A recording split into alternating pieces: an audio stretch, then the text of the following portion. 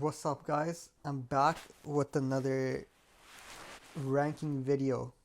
This video will rank the greatest of all time fighters in the UFC, the GOATs.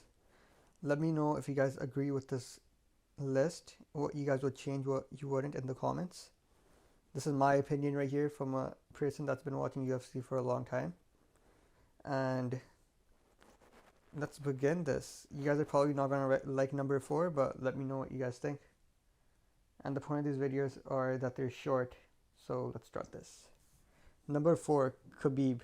Now, there's a lot of arguments about this, but the reason I put Khabib at number 5 is because he didn't have a long career.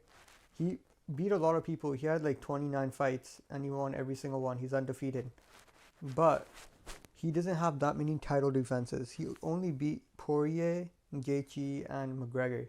If he beat more people, he would have been higher in the list, but due to the reason he retired early, he is not higher in the list because there's other UFC fighters that have done more. Yeah, so let's go on to the next one. Number 4 is Anderson Silva. Now, Anderson Silva had a great career. Most of you guys won't like the ranking of number 4, but hear me out.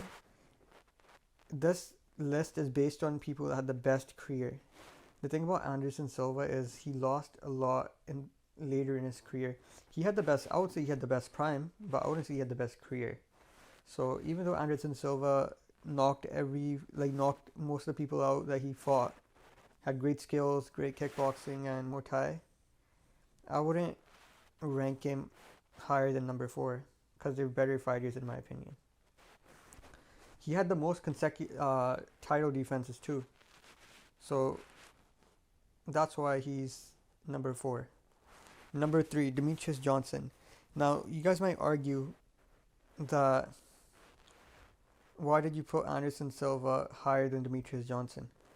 The thing about Demetrius Johnson is he had a great career. He only got taken, in all of his fights, he's the only person that recorded over 10 takedowns in 3 different fights. He has 11 title defenses, and he's still going on. He has a career at UFC, and he's still dominating. He's fighting fighters in different martial arts, and he's beating them. So that's why I put Demetrius Johnson at number 3. He was the flyweight champion. He beat Dillashaw, he beat Cejudo, he beat literally everyone, but he got traded, and that's why he's number 3. If he kept going in the UFC, probably could have been higher, but honestly, the flyweight division isn't that popular, so that's why he didn't get that big. He's pretty underrated. Only people that have been watching UFC know him and what he actually accomplished.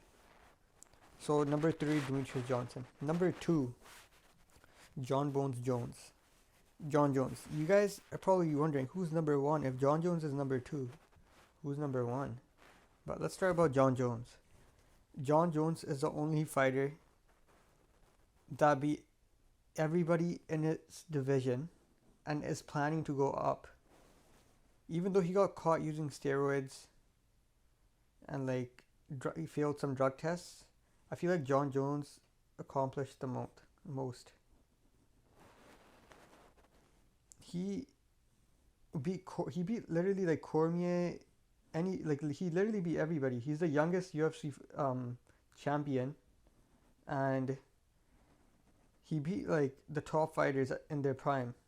He only lost one. That was an illegal move, but in my opinion, he's number 2, because he has 13 title defenses, and the only thing he's missing is he doesn't have 2 division championships. So that's why he's number 2. Jon Jones has literally done everything in the UFC, and that's why I believe he's number 2. The only reason he's not number 1 is he got caught using steroids and he failed drug tests. That's why I put him number 2. Alright, number 1. This is one of my favorite fighters of all time, and I put him number 1 for many reasons, because he actually, even the fights that he lost, he came back and beat those same fighters and dominated them. And he's one of the only he's a fighter that went up a weight class and beat the champion. So he's 2 division, and his name is GSP, George St. Pierre. Now GSP is the only fighter that not the only fighter. He's the only person in my opinion that should be number one because he went up a division and he beat Michael Bisping, the second champion, the middleweight champion, and he also beat everybody in their prime in his division. He literally beat prime BJ Penn, and his style, like he had no flaws. He was crazy at stand up. He was great at grappling. Like he had no flaws. He literally beat everybody, and yeah. So that's it for today, guys. If you guys liked the video, hit that subscribe button and comment. Let me know what you guys would change or not. And that's it. Thank you.